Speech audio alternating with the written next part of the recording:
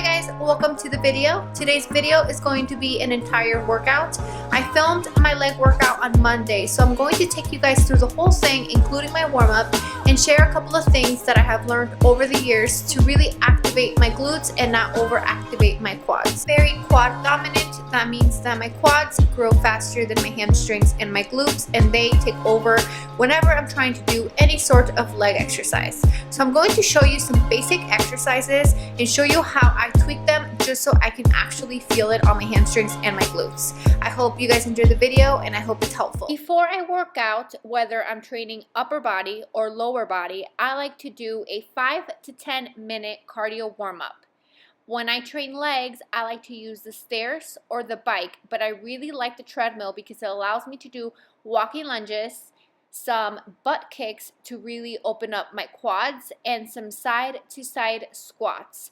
I also like to use my hip circle to really activate my glutes before I start lifting.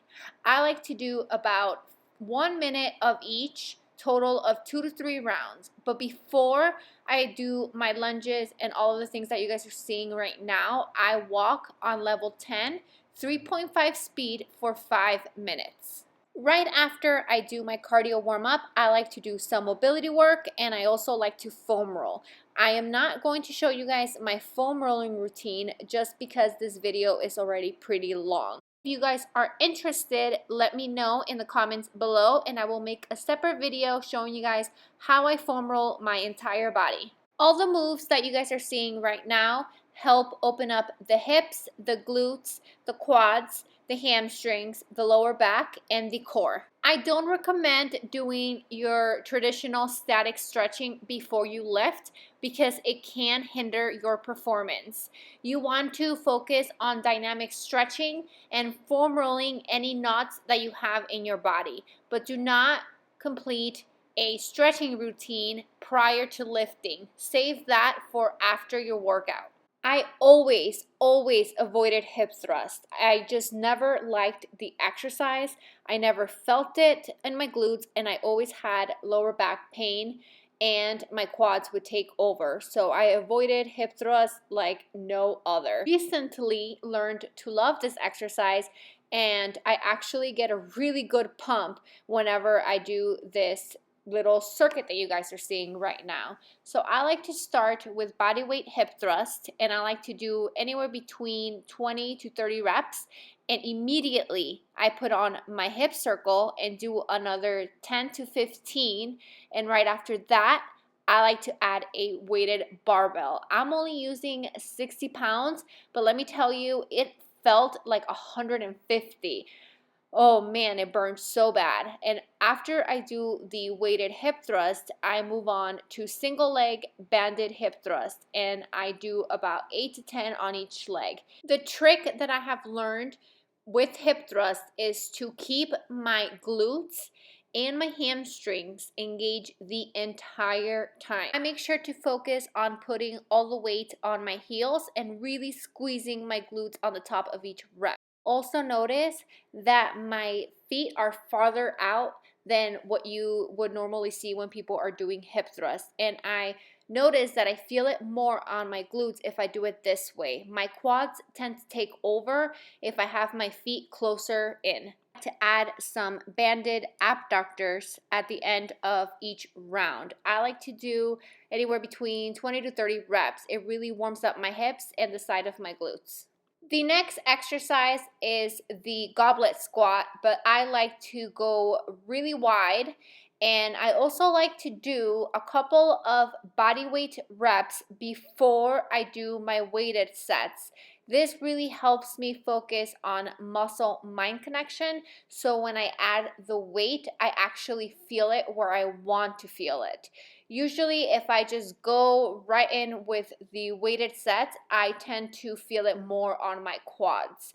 If I do a couple of body weight reps before I grab the weight, I really feel it on my glutes and my hamstrings. I have to make sure that I keep my core tight and that I go slow and control the weight, pushing with my heels and squeezing my glutes at the top of each rep. A moderate weight, I am doing 50 pounds here, and I do 5 sets of 10 to 12 reps. The next exercise is the barbell split squat. I used to call this a reverse lunge, but I guess it's not a lunge, it's a split squat.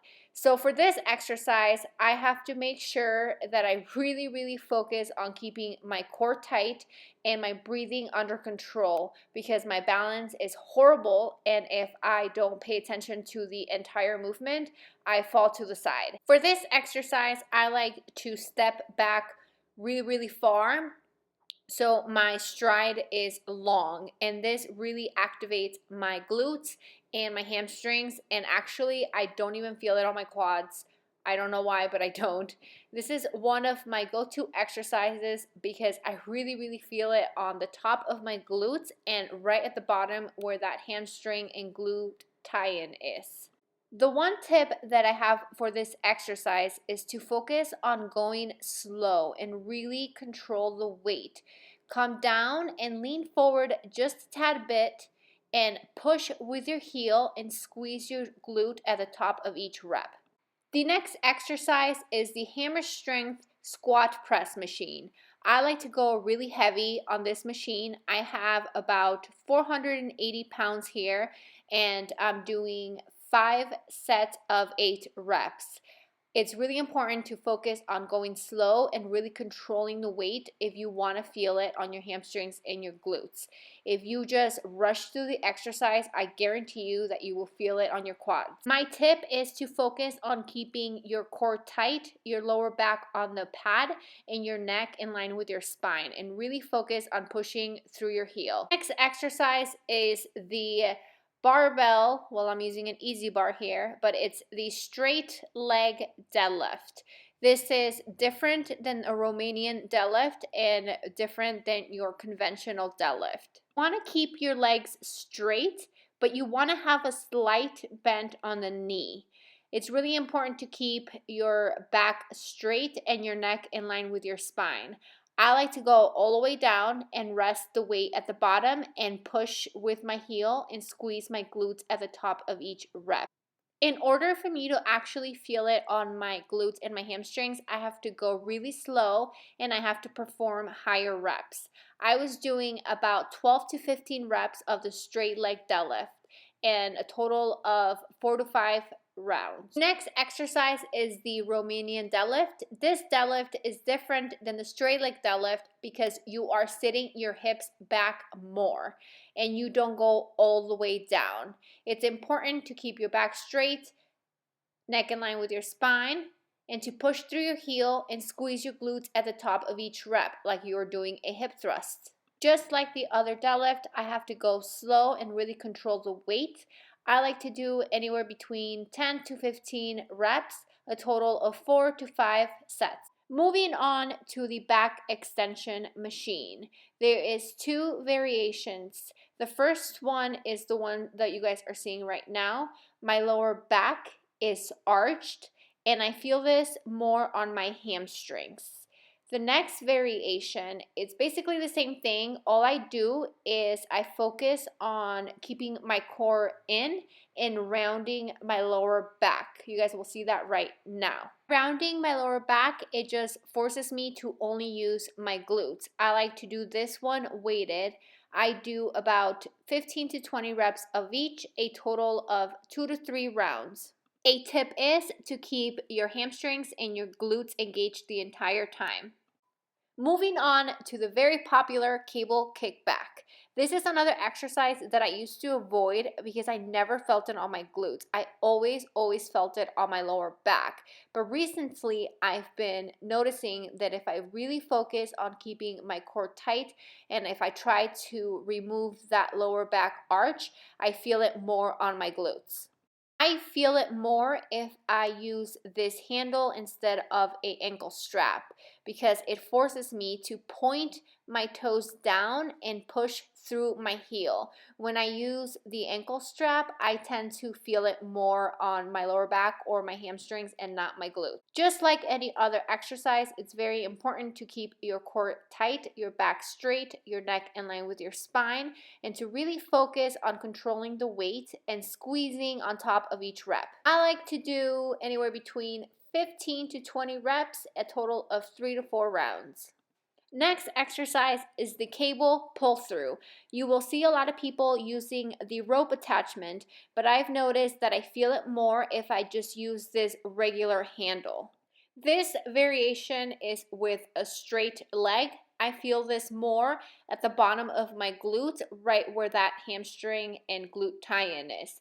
This variation is the squatting variation, and I feel this more on my quads, but I also feel it on the top of my glutes. I like to do both as a superset, doing 15 to 20 reps of each, really focusing on squeezing my glutes at the top of each rep and keeping my hamstrings and glutes engaged the entire time. I do anywhere between 3 to 5 rounds. I like to finish my workout with another glute isolated exercise. Right here, I'm showing you guys the elevated single leg glute bridge on a Bosu ball. I like to do high reps, so anywhere between 20 to 30 reps, focusing on going slow, keeping my core tight, and really squeezing my glutes at the top of each rep. I do about 2 to 3 rounds. Then I like to finish with some abductor exercises, and I usually do this on the cable, but today I decided to do it with a plate and my hip circle. This is a great finisher. It really just hits that side of the glute and makes it burn like no other. I like to do 10 to 15 weighted, and I like to do 10 to 15 with just the hip circle, anywhere between 2 to 3 rounds. I hope you guys enjoyed the video. Don't forget to hit that like button if you enjoyed it. It really helps my channel out. Don't forget to subscribe if you haven't already, and I will see you guys next time.